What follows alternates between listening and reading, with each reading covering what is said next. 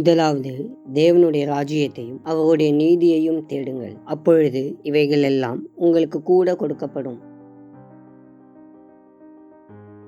ஆசீர்வாதம் என்பது பொருட்களோ ஐஸ்வர்யமோ அல்லது வெற்றியோ மட்டுமல்ல. அதைவிட மேலான ஆண்டவருடைய பிரசன்னம், அவரது தயவு மற்றும் அவரது வழிகாட்டுதலை பெறுவதாகும்.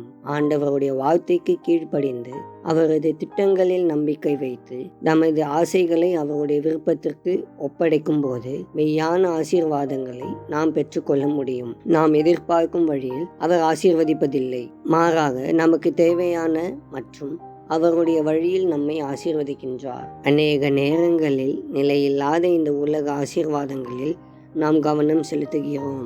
ஆனால் எல்லா புத்திக்கும் மேலான தேவ சமாதானம், சோதனைகளில் மகிழ்ச்சி, பலவீனத்தில் வலிமை மற்றும் அளவில்லாத தேவனுடைய அன்பு இவைகளே மிக பெரிய மற்றும் சிறந்த ஆசீர்வாதமாகும்.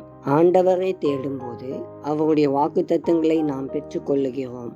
நாம் கற்பனை கூட செய்ய முடியாத வழியில் அவர் நம்மை ஆசீர்வதித்து மகிழ்ச்சி அடைகிறார். ஆண்டவர் நமக்கு கொடுக்கும் ஆசீர்வாதங்களை நாம் மற்றவர்களுக்கு பகிர்ந்து கொடுக்கும் போது அவரது அன்பையும் தாராள மனப்பான்மையையும் பிரதிபலிக்கிறோம். நாம் மற்றவர்களுக்கு ஆசீர்வாதமாக இருக்க அழைக்கப்பட்டு இருக்கிறோம்.